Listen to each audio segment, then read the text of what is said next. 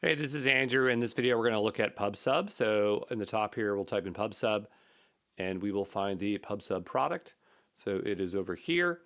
We'll go ahead and create ourselves a new topic and we'll just say, my topic, be whatever you want it to be called. We could add a default subscription. We don't need to enforce a schema, but it's not a bad idea to enforce a schema. Do we want to enable streaming data? No, I don't think so. That doesn't really matter. We have enable message retention and a bunch of other options. But for now, I think it's fine if we just have that there. We'll go ahead and hit create. And we'll give that just a moment here. And so now we have our topic and subscription. So probably what I would like to do is I would like it to do something. And so what we probably need to do, so here we have a subscription and topic. I want to push something to our queue. So what I'm going to do here is look up SDK PubSub Google Cloud, and we'll see if we can find something here. As you're finding with a lot of these libraries, we programmatically work with them, and they usually have client libraries. I'm assuming they have a Ruby one. They seem to have Ruby for everything else, and if they do, I'm going to use Ruby because I like Ruby. And they have one, so here it is, Google Cloud PubSub. So I'm going to make my way over to GitHub, and we are going to go here and pull up GCP examples. And I'm going to close this out because no, you know what? I'm just going to use it. It's totally fine. I'm going to open this in the browser. And so I've been using the same code space again and again and again. If you want to utilize this stuff, you're going to have to log in. So probably we'll have to do, auth application login, which is fine. I set this up much earlier in the course. So if you want to use GitHub code spaces, you can. If you don't, you can set up your local machine. This one has Terraform and Google Cloud CLI installed. All we need is the CLI. Watch earlier videos for that. I'm going to just clear this out. And I was, I think, attempting here before Bigtable. That didn't work out. But that'll be another video you will see later on. So what we'll do is go to the top directory here. We're going to make sure that we log in with application default login. So go ahead and hit enter. We're going to have that link. I'm going to hold control, click on the open. We'll go here, connect. Okay, we'll give it a moment here, continue. We'll copy this code. We'll go back over to here. We'll hit enter. And so now we should be authenticated. My project's already set here to GCP Playground 1212. You might want to set that default yourself. Usually they will tell you here how to set a default, but it's up to you. So anyway, what I'm going to do here now is I'm going to make a new folder. This will be for PubSub. And we'll make another folder here. This will be like basic Ruby. And I'm going to cd into that directory. I'm going to initialize a Ruby file. The reason I use Ruby, it's my favorite language, and it's super easy to use, and the code's easy to read. So multiple reasons, but generally these are all basically the same.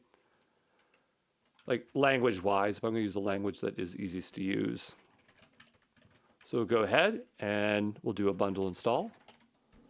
So that's going to install that there. We'll go over to here. We'll scroll on down. And here we have a very basic example, which looks good to me. We'll have to create a new file here called main.rb. We'll paste in this contents. And so we need to provide our topic ID. I think we call it my topic. And this is for creating a topic. We don't need to create a topic. We already have one, right? But we could create it via the SDK here, which is fine. So what I'm looking for here is how would we go about pushing something to it. So we'll go down to the Ruby reference library and we'll scroll on down. So here we have an example and we can publish an article or a message to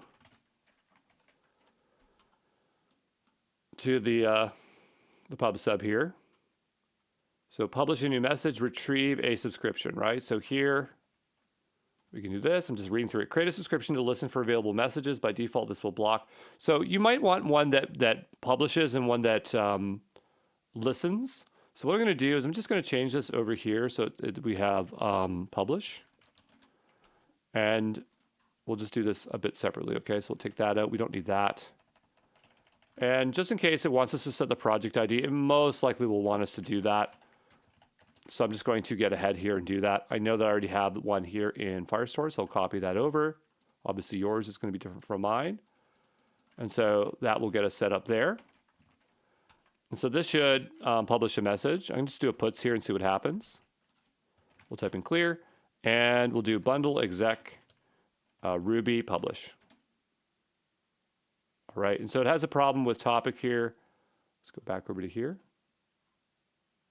Pubsub.topic, right? So we'll go back up like this.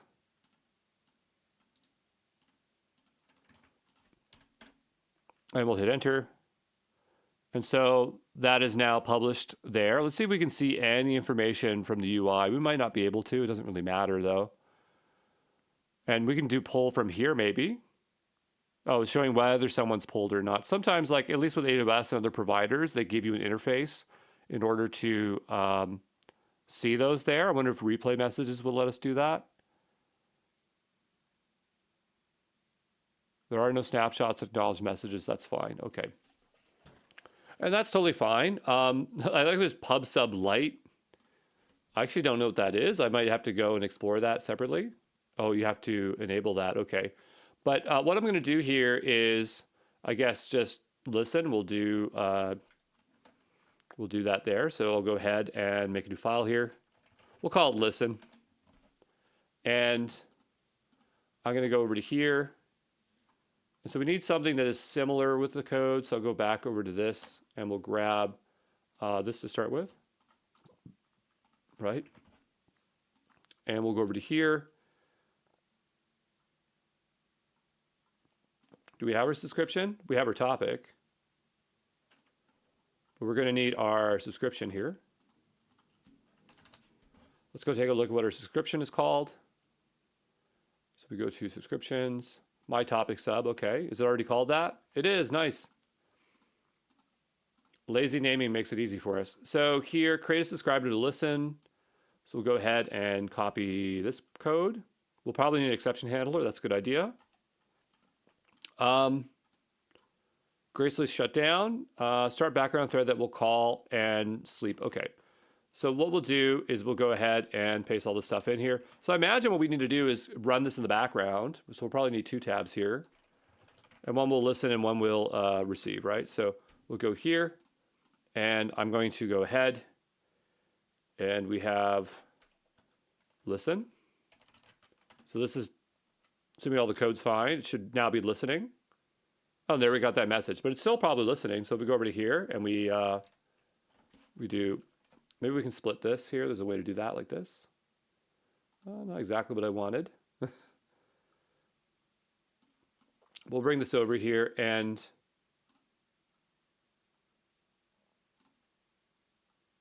it's not doing exactly what I want, but that's fine. We'll go back over to, let's just stop that here. So I'll go on one side here. This will be listen. Bundle exec Ruby listen. And then on this side, it'll be bundle exec Ruby publish. Okay, so you see what's happening here? One listens, one publishes, one receives. Okay, so we've now just set up PubSub. It's that simple. There's more to it, obviously, but that's the most basic thing. I think maybe setting up a schema might be interesting. Okay, so apparently here, yeah, you can enforce a schema. So I don't even think I care about doing that right now, but at least we know that that's possible. We have the most basic hello world. If we want to do another one, I'll do that in a separate video. We'll just say PubSub here, and we'll call that done. I'm going to go ahead and delete out our topic here.